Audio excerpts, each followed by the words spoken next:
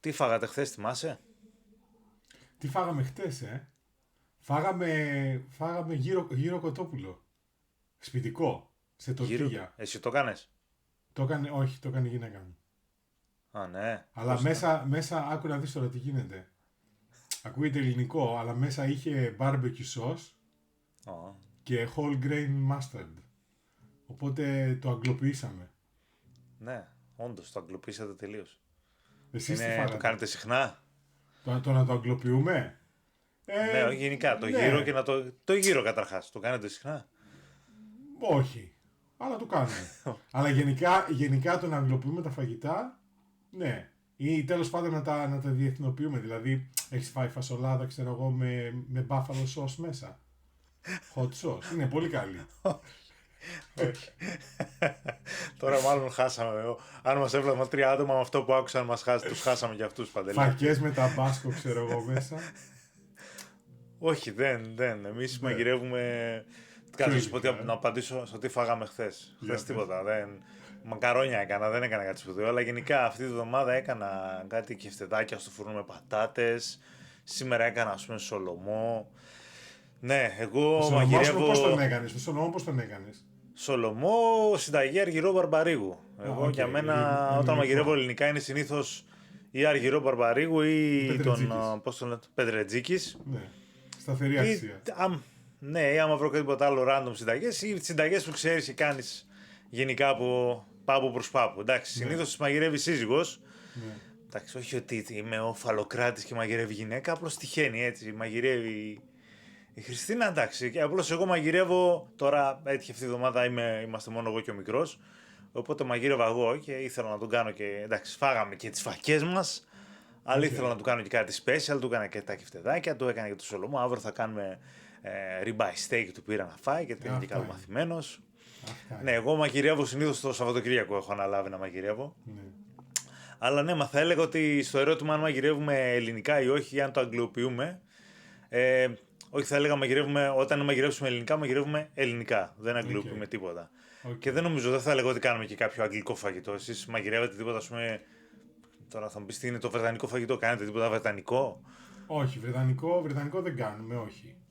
Αλλά Ναι, τι μπορεί είναι. να κάνουμε ινδικό για παράδειγμα στο σπίτι. Σε κάποιες Ειδικό, φάσεις. κάθε. Ναι, ή να κάνουμε Σ' ξέρω αρέσει εγώ το ειδικό? μεξικάνικο. Δηλαδή παίζουμε γενικώ με διαφορετικές κουζίνες. Ασιατικά πολλά, Μαγειρεύεις. με noodles ξέρω εγώ και μίσο και τέτοια. Είχες και στο χωριό σου μίσο θα μου πούν τώρα, αλλά Θα μου πεις, τέλος ναι. πάντων. Ναι, Η απάντηση είναι όχι, δεν είχα, δεν είχα, αλλά το ναι, έμαθα και μου άρεσε. αλλά το έμαθα και μου άρεσε, ναι, ακριβώς. Οπότε, ναι, κάνουμε τέτοια. Δεν θα έλεγα ότι μαγειρεύουμε ελληνικά. Μαγειρεύουμε, ξέρεις πότε μαγειρεύουμε ελληνικά, όταν έχουμε κόσμο. Άμα έρθουν συγγενείς στο σπίτι, ξέρω εγώ, παππούδες, γιαγιάδες και θα μαγειρέψουν εκείνοι, συνήθως θα έρχονται. Εκεί είναι απόλυτα ελληνικό, σε σημείο που αν παραγγείλουμε κάτι απ' έξω, ξέρω εγώ, απορρίπτεται γιατί είναι πολύ, πολύ spicy ή ξέρεις, πολύ μακριά από τις γεύσεις τους. Ναι, Οπότε σε καλά κι εκείνες τις εμείς. φάσεις που θα έχουμε κόσμο είναι αποκλειστικά ελληνική κουζίνα. Όταν Και μαγειρεύουμε εμείς εμείς, όπου. είμαστε σε φάση που δοκιμάζουμε πράγματα. Τα παιδιά τρώνε. Δηλαδή, προχθές συζητούσα με το γιο μου στο αυτοκίνητο, θα κατέβουμε στο Λονδίνο κάποια στιγμή να πάμε θέατρο. Και του λέω, κλείσαμε και ένα εστιατόριο να πάμε. Και μου λέει, τι κλείσαμε, μου λέει το αγαπημένο μου. Και λέω, ποιο είναι το αγαπημένο σου? Και μου λέει, Ινδικό. Οπότε καταλαβαίνω. Ναι. Και πετάγεται τα εικόνα μου και μου λέει, όχι, όχι, σούσι. Οπότε καταλαβαίνεις ότι τα παιδιά, ναι, και με το σχολείο που δοκιμάζουν διαφορετικές γεύσεις, θα έλεγα ότι είναι λιγότερο στην ελληνική κουζίνα και περισσότερο στη διεθνή. Πολύ ενδιαφέρον. Είναι και επιλογές που έχεις εδώ, έτσι, πολλές. Ναι, σίγουρα. Αλλά σίγουρα τους έχετε επηρεάσει κι εσείς. Δηλαδή, εμένα που τον έχουμε επηρεάσει διαφορετικά τον δικό μας, ας πούμε, το αγαπημένο του είναι ο γύρος. Δηλαδή, όποτε παίρνουμε απ' έξω έχει πλέον πολλά γυράδικα εδώ κοντά. Δηλαδή, είναι τρελαίνεται. Δεν είναι ούτε σούσια, ούτε σούσι ούτε να το δει. Τίποτα. Γύρο, ρε παιδί μου. Δώσω μου γύρο, δώσω μου μπριζόλα. Τέτοιος. Είναι πολύ Έλληνας στο φαγητό του ο δικός μου. Εσύ μαγειρεύεις, Παντελή? Μαγειρεύω, ναι. Και μες την εβδομάδα Ναι. και Σαββατοκύριακα. Γενικά μοιρασμένο θα έλεγα ότι είναι το μαγείρεμα στο σπίτι μας. Μπράβο. Παίζει με τη δουλειά, παίζει με το ποιος θα τελειώσει νωρίτερα. Γενικά είμαστε πολύ flexible σε αυτό. Μαγειρεύεις καλύτερα? Πες μου ειλικρινά τώρα. Καλύτερα από τη γυναίκα μου. Ναι. Πειραματίζομαι περισσότερο. Δεν θα έλεγα καλύτερα. Πειραματίζομαι περισσότερο. Να πούμε και σε αυτό το σημείο ότι για μένα είσαι ο μέντορας του barbecue, έτσι, είσαι ο Καλά, sensei. εντάξει, Έτσι σε αποκαλούμε στη γειτονιά εδώ πέρα. Για το barbecue σε ευχαριστώ πολύ. Θεωρώ ότι κάνω καλό barbecue. Ναι. Έτσι. Και όχι μόνο barbecue του τύπου βάζω την μπριζόλα και το σουβλάκι και το ψήνω. Κάνω και smoking. Κάνω και τέτοια πράγματα. Και slow cooking. Ναι, σε αυτά νομίζω ότι. Μάστορας. Ναι, σε αυτά νομίζω ότι έχω καλή αίσθηση. Έχω ξοδέψει αρκετά λεπτά εξαιτίας σου. Αύριο θα κάνω barbecue. Αλλά θα είναι παραδοσιακό, αύριο είναι σούβλα. Κάνω πρόβα για το Πάσχα, ναι. Ωραία. Λοιπόν, να πάμε λίγο πίσω, να σε πάω λίγο πίσω, έτσι, νοσταλγικά και ελληνικά και πατρίδα Ελλάδα. Okay. Τι θυμάσαι από μικρός και σαν παιδάκι ο μικρός Παντελής μπαίνει στο σπίτι και έχει παίξει στη γειτονιά, έχει λερώσει τα γονατάκια του έξω. Ναι. Και γυρνάει σπίτι, τι του έχει ετοιμάσει η γιαγιά του ή η μαμά του και λέει αχ τι ωραία θα φάμε αυτό το φαγητό, τι είναι αυτό? Λοιπόν, θα σου πω δύο πράγματα, ένα για τη γιαγιά και ένα για τη μαμά. Η γιαγιά είναι σπανακόπιτα, ξεκάθαρα, η οποία γιαγιά ακόμα ζει. Είναι σπανακόπιτα, είναι χειροποίητο το φύλλο, όλα και η γέμιση και τα λοιπά.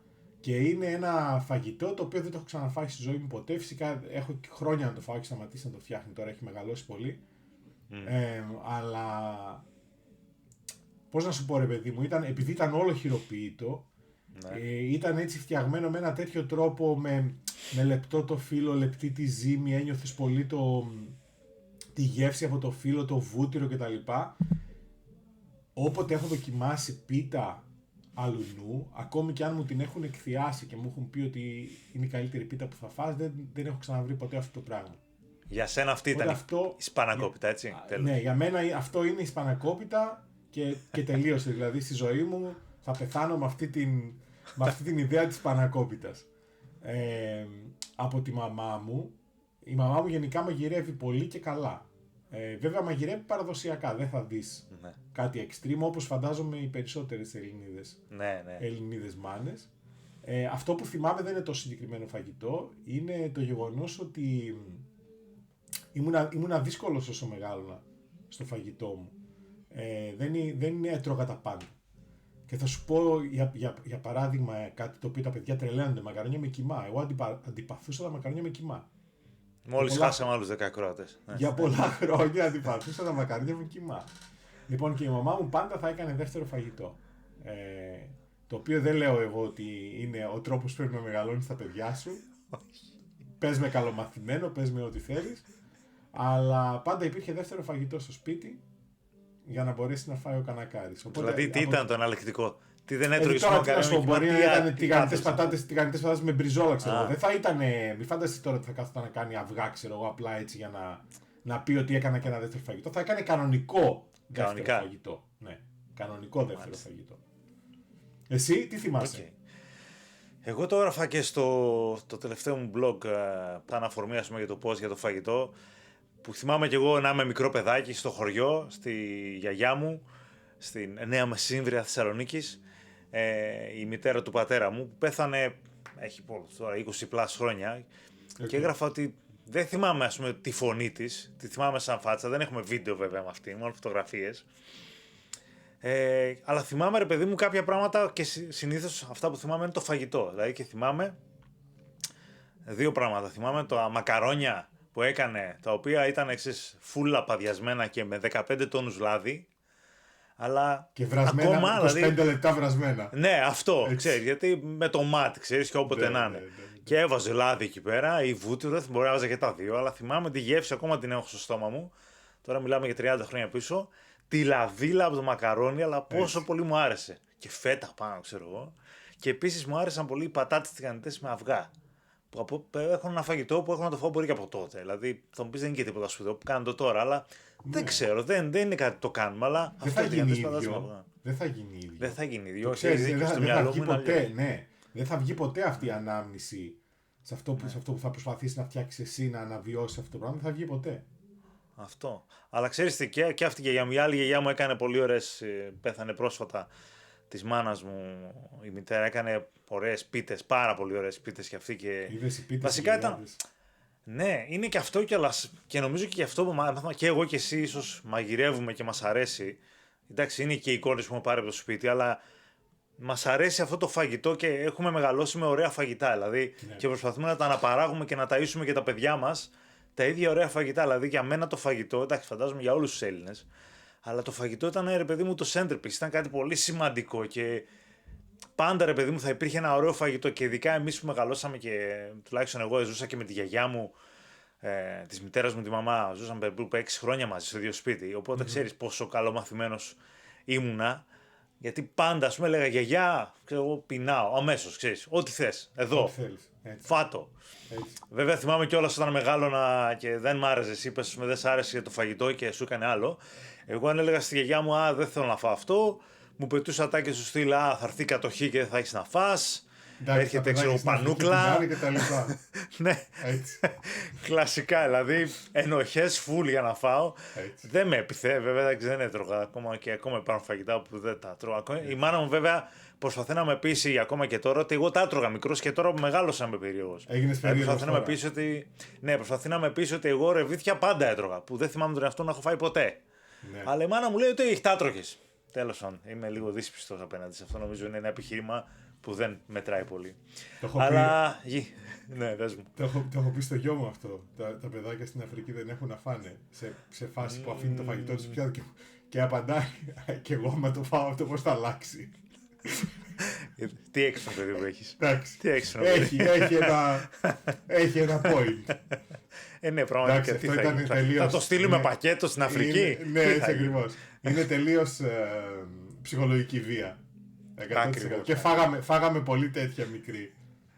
Όσα παιδιά Φάγαμε. δεν έτρωγαν τέλος πάντων, φάγανε μεγάλη ψυχολογική βία για το φαγητό. Φάγαμε πολύ. Αλλά εντάξει, ήμασταν πολύ τυχεροί εμείς που μεγαλώσαμε. Δεν ξέρω τώρα τι γίνεται. Εντάξει, εμείς τα παιδιά μας σίγουρα δεν νομίζω ότι τα κάνουμε ακριβώς όπως οι γονείς μας, οι γιαγιάδες μας. Γιατί εντάξει, εμείς δεν έχουμε και γιαγιάδες εδώ και παππούδες Έτσι. εδώ στην Αγγλία. Αλλά δεν ξέρω πραγματικά και πώς είναι στην Ελλάδα τα πράγματα. Εντάξει, βέβαια βλέπω ας πούμε από την πεθερά μου που έχει, ξέρω εγώ, τα ξαδέρφια του γιού μου σχεδόν είναι μαζί στο ίδιο σπίτι, είναι σε τέτοια φάση. Δηλαδή ότι θέλετε 8 ταψιά φαγητά θα σας κάνω για τέτοια. Φαντάζομαι οι γιαγιάδες ακόμα αυτής της εποχής κρατάνε σε αυτό το στυλ. Πιστεύω, ναι. Απλώς, ναι. Όσες οικογένειες δηλαδή έχουν τη βοήθεια κοντά τους, γιατί αυτό που έχει αλλάξει στην Ελλάδα περισσότερο είναι ότι ίσως έχουμε ανοίξει περισσότερο ως γενιά, να μην είμαστε τόσο προσκολλημένοι στην οικογένεια όσο οι προηγούμενες γενιές. Οπότε θα δεις και ακόμη και οικογένειες που είναι στην Ελλάδα, μπορεί η μία οικογένεια να είναι στην Αθήνα, η άλλη να είναι στη Θεσσαλονίκη και πάει λέγοντας. Αλλά όσες οικογένειες είναι κοντά, νομίζω ότι δεν έχει αλλάξει πολύ αυτό. Ναι, το πιστεύω κι εγώ. Είναι νομίζω στην κουλτούρα μας. Ναι. Όπως επίσης στην κουλτούρα μας είναι και αυτό το μαγειρεύω για 200 άτομα, το οποίο το κάνω κι εγώ. Καλά. Γιατί έτσι μάθαμε. Δηλαδή θυμάμαι και ακόμα και τώρα που πηγαίνω Ελλάδα, μας έχουν τραπέζι και μαγειρεύουν δεν ξέρω για συν 10 άτομα. Και το ίδιο κάνουμε κι εμείς. Δηλαδή και εγώ όποτε καλώ για barbecue, φαντάζομαι κι εσύ. Δηλαδή αν δεν χορτάσει το μάτι δεν γίνεται. Δεν γίνεται. Και όταν βγαίνεις έξω να παραγγείλεις. Δεν καταλήγεις να παραγγέλνεις πολύ περισσότερο αυτό που θα φας τελικά. Ναι, και Αυτό πάντα με κοιτάνε αυτό είναι περίεργα. Έλληνας τελείως. Αυτό είναι η σφραγίδα του Έλληνα. Δεν υπάρχει Δηλαδή, περίπτωση να πας σε τραπέζι Ελλήνων και να μείνεις νηστικός. Δεν υπάρχει ούτε μία στο εκατομμύριο. Να μην Και υπάρχει να πάρεις φαγητό. μαζί σου και τάπερ. Να πάρεις και τα περάκι φεύγοντας. Εννοείται. Εντάξει, καλά, εμείς έχουμε μερικούς Άγγλους φίλους εδώ. Τις πρώτες φορές που εργόντουσαν για barbecue, δηλαδή παθαίναν λίγο σοκ. Δεν οι το άνθρωποι. πίστευαν, έτσι, ναι. Το έβλεπα στο βλέμμα τους. Πολιτισμικό σοκ. Ναι. Και κάναν την ερώτηση την αυθόρμητη, όχι την ψεύτικη που κάνουμε εμείς οι Έλληνες. Ποιος θα τα Ποιος φάει θα τα αυτά? φάει αυτά. Έτσι. Που αυτοί το εννοούσαν ποιος θα τα φάει αυτά. Αλλά εντάξει, τους λέμε μην ανησυχείς, θα τα φάμε. Έτσι Και αν δεν τα ακριβώς. φάμε, θα τα φάμε αύριο. Έτσι Αλλά αν δεν ακριβώς. χορτάσει το μάτι μας, και βέβαια αυτοί όταν μας καλούσαν οι Άγγλοι φίλοι μας σπίτι τους, αυτοί ήταν εντάξει, μας μαγείρευαν, ξέρω, 3 άτομα, 3 άτομα, 5 πόσο θα άτομα, φάτε? 5 άτομα. Τελευταία, όποτε μας καλούνε, κάνουν κάτι παραπάνω. Τους βλέπω, δηλαδή, σου λέει αυτοί τρώνε πολύ, αυτοί δεν μπλέκεις με αυτούς. Και τους βλέπω προσπαθούν λίγο παραπάνω να χορτάσει και το μάτι μας πρώτα. Οπότε Μαθαίνουν. μαθαίνουν να ανταποκρίνονται στους Τι Έλληνες. μαγειρεύουν, για πες, μαγειρεύουν αγγλικό φαγητό. Δηλαδή πας στο σπίτι των Άγγλων, ας πούμε, σε τραπέζι. Τι έχει, Sunday roast. Συνήθως, εντάξει, άμα είναι καλός καιρός barbecue, αλλιώς τελευταία φορά που πήγαμε κάναν Ινδικό. Ινδικό, okay. Εντάξει, να είναι καλά οι άνθρωποι, δεν νομίζω να το δω το podcast, αλλά ωραίο ήταν, αλλά εντάξει, εγώ δεν είμαι του Ινδικού προσωπικά. Ναι. Δηλαδή, οι Άγγλοι γενικά στην κουλτούρα τους το Ινδικό το έχουν εδώ. Εγώ παρακαλώ να με καλέσουν οι Ινδοί φίλοι του γιού μου για να μου μαγειρέψουν Ινδικό, γιατί το λατρεύω το Ινδικό. Το λατρεύεις, δεν το ξέρω, λατρεύω, κάτι με Καλά, χαλάει. εγώ έμενα και με Ινδούς στη Γλασκόβη όταν σπούδαζα. Είχα συγκατοίκους Ινδούς και συναντιόμαστε, ξέρω εγώ, ξεκινάει η χρονιά κτλ. Και κάποια στιγμή μου χτυπάει την πόρτα ο ένας από τους δύο, με τον οποίο ακόμα έχουμε επαφή μετά από 20... Πόσα χρόνια είναι? 22 χρόνια. Μου χτυπάει την πόρτα και μου λέει: έχω μαγειρέψει κοτόπουλο. Θέλεις να φας? Και λέω τώρα: όχι. Τέλος πάντων, να μην στα πολυλογώ. Μυρίζει μετά. Και λέω: δεν γίνεται, να το δοκιμάσω. Μύριζε πολύ έντονα. Ξέρεις, έχει μυρίσει Ινδικό φαγητό, σπιτικό, έτσι δεν είναι? Και βγαίνω στην κουζίνα τέλος πάντων και λέω: τελικά θα φάω, θα δοκιμάσω. Και παίρνω και δεν έχω ξαναδοκιμάσει το πράγμα στη ζωή μου. Έπαθα σοκ. Και από τότε, εντάξει, δοκίμασα άπειρα πράγματα από πολύ χαλαρά μέχρι πολύ spicy. Προχτές φτιάξαμε, έχει ένα εστιατόριο Ινδικό, το Gymkhana στο Λονδίνο, δεν ξέρω αν το ξέρεις, το οποίο έχει και Michelin. Τέλος πάντων, και αυτοί πουλάνε τις σος που φτιάχνουν, υποτίθεται, στο εστιατόριο, τους πουλάνε στο εμπόριο και μπορείς να πάρεις και να φτιάξεις το δικό σου. Και φτιάξαμε προχθές Vindaloo. Ξέρεις τι είναι το Vindaloo? Είναι από τα πιο spicy curries. Ναι, είναι από τα πιο spicy curries. Φτιάξαμε ένα με κοτόπουλο, ένα με γαρίδες. Ήταν καταπληκτικό. Το έχουμε το ειδικό, εμένα μου αρέσει πολύ. Μάλιστα. Κοίτα, εδώ πέρα, αν μιλήσουμε για αγγλικό φαγητό, είναι σίγουρα το Ινδικό που είπες. Είναι σίγουρα, εντάξει, τα κλασικά που ξέρουν και όλοι οι Έλληνες για την Αγγλία, τα fish and chips. Που είναι σε φάση, ναι, πως έχουμε το γυράδικο εμείς στη γειτονιά. Εδώ σε κάθε γειτονιά θα έχει ένα τσίπι, που το λένε. Που δεν έχω φάει ποτέ, by the way, δεν ξέρω πώς είναι. Δεν έχεις φάει fish and Φαντάζομαι chips, ωραίο θα είναι. αλήθεια? Ποτέ, δεν έχω φάει ποτέ. Έχω φάει fish and chips στο σπίτι, έχω κάνει εγώ, αλλά να όχι, φάω όχι, απ' έξω. Είναι βρώμικο. Είναι ακριβώς αυτό που λες. Είναι αυτό που λέμε βρώμικο εμείς. Είναι αυτό. Ναι. Το Sunday Roast μου αρέσει πάρα πολύ από τους Άγγλους, δηλαδή πραγματικά σε αυτό τους παραδέχομαι. Συμφωνώ. Sunday Roast, δηλαδή να πας Κυριακή, να κλείσεις τραπέζι εννοείται σε ένα ωραίο εστιατόριο ή στην pub της γειτονιάς σου και να φας. Όλες οι pub εδώ στην Αγγλία την Κυριακή κάνουν το Sunday Roast τους. Με Yorkshire που pudding. είναι με Yorkshire pudding, με gravy, ναι, με λαχανικά, με πατάτες, roast potatoes.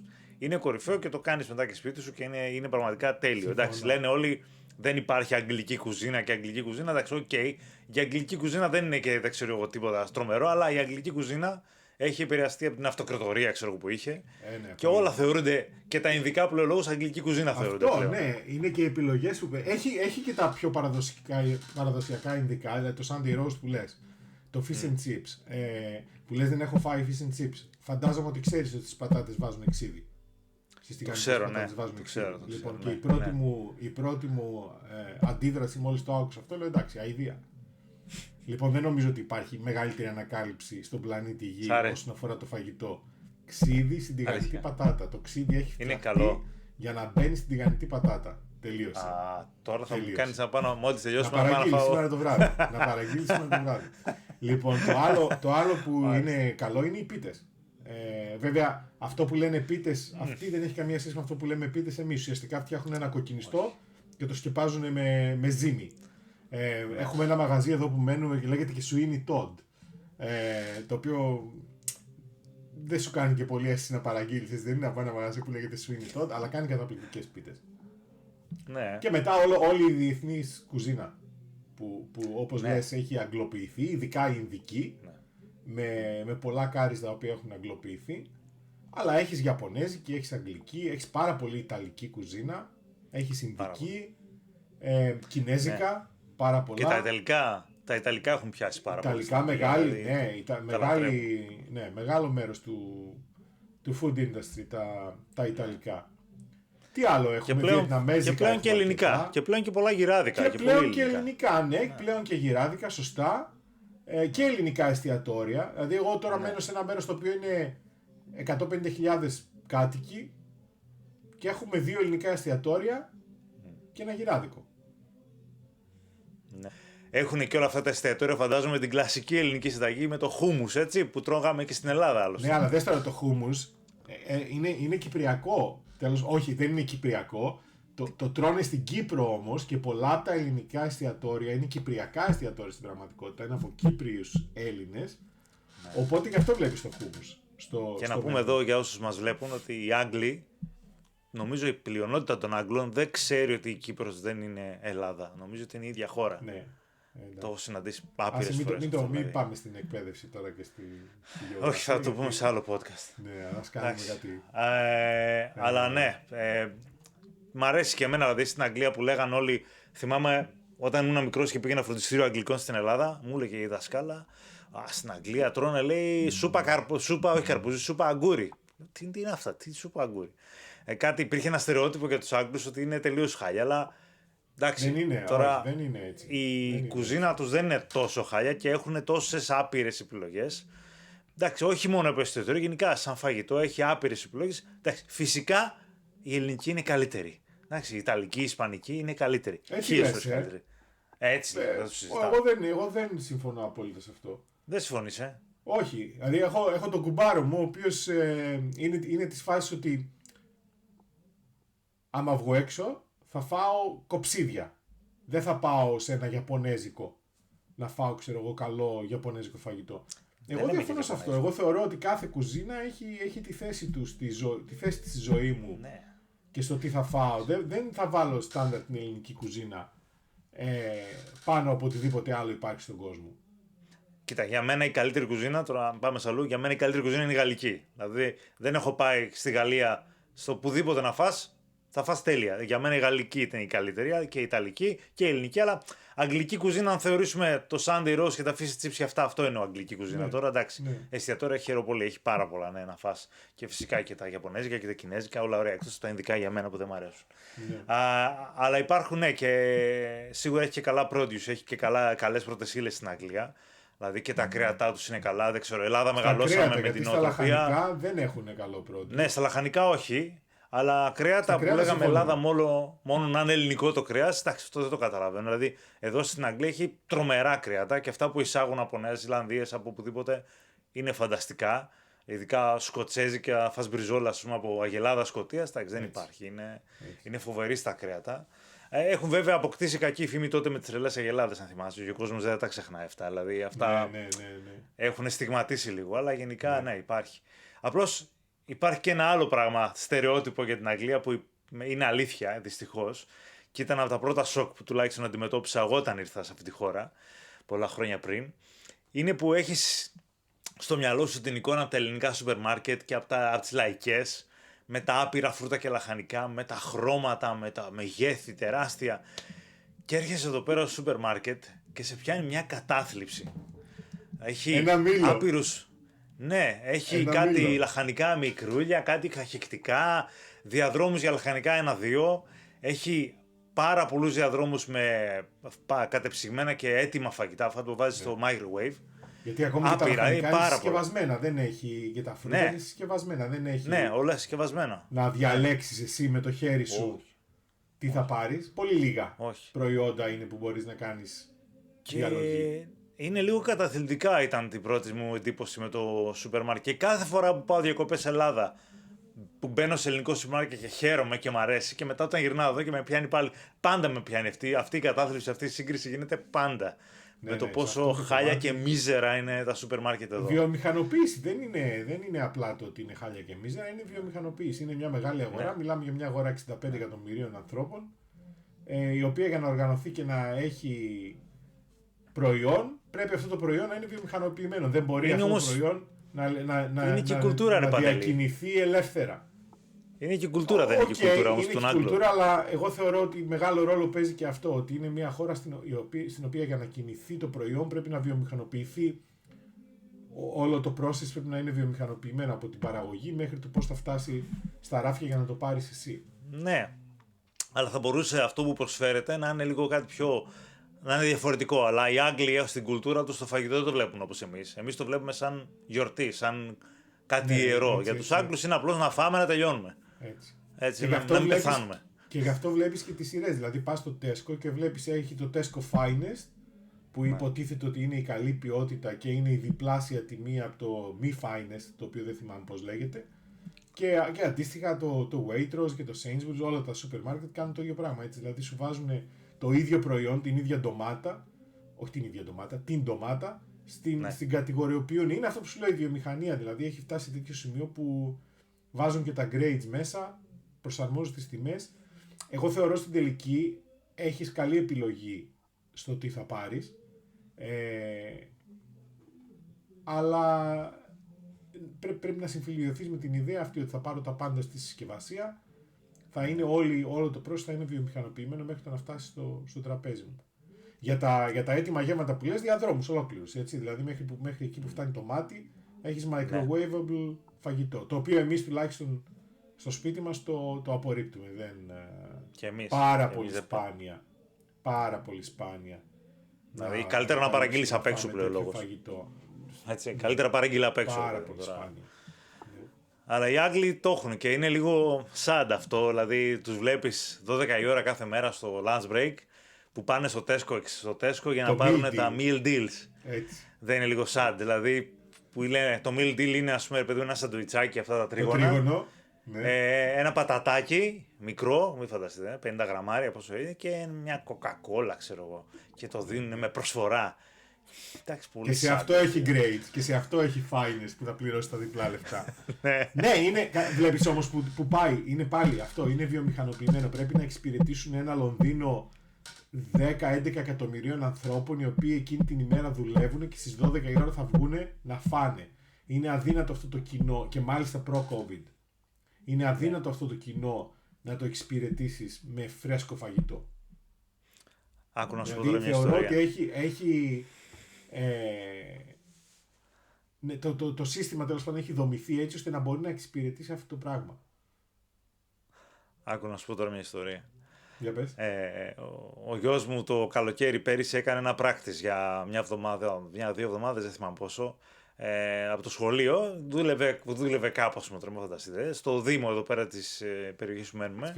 Δούλευε σε ένα γραφείο και έκανε, ρε παιδί μου, το lunch break του και δίπλα είχε ένα Tesco, ένα σούπερ μάρκετ. Του λέγαμε, ρε παιδί μου, έχεις λεφτά, πήγαινε, πάρε ό,τι θες να φας, φάει κανένα πατατάκι, πάρε κανένα σάντουιτς. Και αυτός, επειδή είναι πολύ Έλληνας, δεν του άρεσε τίποτα από αυτά τα meal και τέτοια. Οπότε τι έκανε μια μέρα, πήρε μια φρατζόλα ψωμί, πήρε και ζαμπόν. Σωστό. Και έφτιαξε το δικό του σάντουιτς. Έκανε το δικό του σάντουιτς. Δηλαδή, παιδί μου, λέω, πόσο Έλληνας είσαι, πόσο ρε παιδί. Από μόνος του, έτσι. Δηλαδή, εντάξει, σου λέει, δεν μπορώ, αυτές τις βλακίες που τρώνε εδώ. Σωστό. Και τώρα ένα παιδί 15 χρονών, είδες πώς το έχει στο DNA του. Ένιωσα πολύ περήφανος σαν πατέρας. Εσύ είπες ο γιος σου πλέον είναι σαν Άγγλος τρώει, έτσι. Και η κόρη. Ναι, νομίζω, ειδικά με το σχολείο, εντάξει, με τα παιδιά μου είναι και πιο μικρά. Αλλά ειδικά με το σχολείο και το μενού, άμα δεις, είναι 100% προσαρμοσμένο σε αυτά τα αγγλικά και αγγλοποιημένα διεθνή φαγητά. Οπότε διαλέγουμε το φαγητό. Έχει bangers and mash, έχει fish and chips. Bangers and mash είναι πουρές με λουκάνικα και gravy, κρεμμύδι από πάνω. Έχει fish and chips, έχει ινδικό φαγητό μέσα. Αυτό. Και διαλέγουμε κάθε εβδομάδα τι θα φάνε στο σχολείο. Ναι. Εμένα δεν τα τρώει αυτά, Παντελή. Εμένα παίρνει ένα μπισκοτάκι μόνο από το vending machine και έρχεται τρώει σπίτι. Εμένα δεν. Παρ' όλα αυτά που είπες για το γύρο, και εμένα ο γιος μου λέει ότι ο γύρος είναι καταπληκτικός. Δηλαδή δεν θα κολλήσει να πει ότι εμένα μου αρέσει μόνο αυτού του τύπου η κουζίνα. Του αρέσουν και αυτά τα ελληνικά φαγητά. Αλλά γενικά νομίζω ότι μεγαλώνει σε ένα περιβάλλον πιο διεθνοποιημένο και πιο ανοιχτό από αυτό που μεγαλώσαμε εμείς. Άμα του βάλεις δηλαδή. Εμείς δεν είχαμε φαγητό στο σχολείο. Εμείς είχαμε την τυρόπιτα του που δεν θυμάμαι και πόσο είχε τέλος πάντων. 150 δραχμές. Χωρίς πλάκα τώρα. Εντάξει, μπορεί να ήταν αμφιβόλου ποιότητας, αλλά ήταν πολύ ωραία. Ποια, η κουρού. Θυμάμαι που λες για το σχολείο. Εντάξει, μπορεί να ήταν αμφιβόλου ποιότητας αυτά που τρώγαμε. Τώρα αλλάζουμε θέμα, αλλά με πήγες κάπου παλιά. Ναι, οι τυρόπιτες στο σχολείο, η κασερόπιτα, εγώ θυμάμαι που έτρωγα, η πίτσα. Κασερόπιτα. Ναι, πίτσα, πράγμα, με το χοντρό το ψωμί, έτσι. Η πίτσα αυτή είχε, ξέρω εγώ, 4 εκατοστά ψωμί και, ξέρω εγώ, ένα χιλιοστό καστέρι από πάνω, Πω, τι άθλιο. Τι μου θύμισες τώρα. Τι Σχολικό άθλιο φαγητό. Κουρού. Ήταν ωραίο. Δηλαδή το θυμάμαι. Είναι από τις γεύσεις που τις θυμάμαι σε ρε παιδί μου εδώ πέρα. Ναι. Στο μυαλό σου μέσα. Ναι. Δηλαδή τώρα για το γιο σου που και να κλείσω με αυτό την ερώτηση. Αν έβαζες το γιο σου που είναι και πιο μεγάλος λίγο μπροστά του ένα πιάτο παστίσιο και ένα πιάτο, ξέρω εγώ, chicken nuggets ή βινταλού, τι θα έτρωγε πιστεύεις πιο πολύ? Και τα δύο. Και τα δύο. Πιο πολύ τι θα του άρεσε? Δεν ξέρω. Είναι πολύ ανοιχτός. Νομίζω θα έτρωγε τα πάντα. Είναι πολύ ανοιχτός. Για να φάει. Εμένα σίγουρα θα έτρωγε, ας πούμε, τα κολοκυθάκια γεμιστά. Τα κολοκυθάκια γεμιστά, Ναι. Ναι, πολύ. Σε μένα δεν θα τα αναγνώριζα κολοκυθάκια γεμιστά γιατί δεν τα φτιάχνουμε τέλος πάντων, αλλά. Ναι. Αν ήταν πάντως για σένα, Παντελή, ένα πιάτο ελληνικό, ας πούμε ελληνικό, έτσι, για πάντα, ποιο θα ήταν? Η σφανακόπιτα της γιαγιάς? Δεν υπάρχει αντίπαλος, είναι ο γύρος. Ξεκάθαρα. Ο γύρος, Δεν υπάρχει γύρος. αντίπαλος. Σε αυτό. Ούτε καν η σφανακόπιτα της γιαγιάς που εκθίασες τόσο πολύ. Όχι, είναι ο γύρος. Είμαι κάθετος σε αυτό. Ναι, είμαι κάθετος. Μπορώ να ζήσω μόνο με γύρο. Ναι. Ναι. Εγώ με πατάτες τηγανιτές θα έλεγα. Αυτό. Δεν με Η αγγίζουν. πίτσα. Που δεν είναι ελληνικό φαγητό, Πίτσα, είναι πίτσα νομίζω. Ναι, όχι. Έχω λίγο κόλλημα με την πίτσα. Ναι. Που δεν είναι ελληνικό, εντάξει. Πλέον έχουμε και μια ηλικία πλέον. Λοιπόν, και ας πούμε ότι προσέχουμε και λίγο παραπάνω το τι τρώμε, ρε παιδί μου. Και έχω βάλει με τον εαυτό μου, έχω συμφωνήσει ότι όταν θα κάνω κρεπάλι Ναι. και θα πάρω θερμίδες, εντάξει, η κρεπάλι πρέπει να αξίζει. Οπότε αν μου βάλεις μπροστά μου μια πίτσα, η οποία έχει, ξέρω εγώ, 3.000 θερμίδες, δεν θα την αγγίξω. Εσύ μάλλον θα την ξέσκιζες. Εγώ δεν θα την αγγίξω. Αν μου βάλεις όμως μπροστά μου 2 κιλά γύρω, θα φάω και τα 2 κιλά γύρω, τελείωσε. Και θα είμαι και ευχαριστημένος. Άξιζε τον κόπο αυτό που έκανε. Μάλιστα. Ωραία. Χαίρομαι που τα άκουσα. Λοιπόν, νομίζω ότι η συζήτηση μου άνοιξε την όρεξη, αυτό πρέπει να το ομολογήσω. Και δεν ξέρω, μάλλον θα παραγγείλω για μια πίτσα και εσύ μάλλον θα παραγγείλεις ένα γύρο σε κόμμα. Fish and chips, αφού είπαμε, δεν έχεις φάει με ξύδι. Μετά από 15 χρόνια στην Αγγλία, δεν επιτρέπεται αυτό. Εντάξει, θα πάρω fish and chips, θα βάλω και ξύδι στις πατάτες. Εννοείται. Όποιος θέλει να γράψει στα σχόλια ποιο είναι το δικό του πιάτο νοσταλγίας, τι του αρέσει, ποια είναι η σκέψη του για την Ελλάδα, σύγκριση ελληνικό-αγγλικό φαγητό. Θα χαρούμε πολύ να δούμε τι αρέσει σε εσάς. Παντελή, κάνε το κλείσιμο εσύ. Δεν έχω κάτι να πω. Το φαγητό νομίζω είναι στη ζωή μας. Το φαγητό είναι κάτι το οποίο φέρνει κόσμο κοντά. Ξεκάθαρα για τους Έλληνες είναι η παρέα. Έτσι, δεν υφίσταται γλέντι στην Ελλάδα, δεν υφίσταται παρέα στην Ελλάδα η οποία δεν είναι συνδεδεμένη με το φαγητό. Και νομίζω ότι ήταν μια πολύ ωραία διαδρομή αναμνήσεων για το τι μας αρέσει και το πώς έχει αλλάξει αυτό για εμάς που πλέον δεν ζούμε στην Ελλάδα. Έτσι. Οπότε θα χαρούμε να δούμε διάφορες απόψεις είτε από κόσμο που μένει στην Ελλάδα και πώς θα αντιμετωπίζει το θέμα του φαγητού, είτε από κόσμο που πλέον έχει μετακομίσει στο εξωτερικό και τι συμβαίνει στη δικιά τους κουζίνα. Να είστε καλά.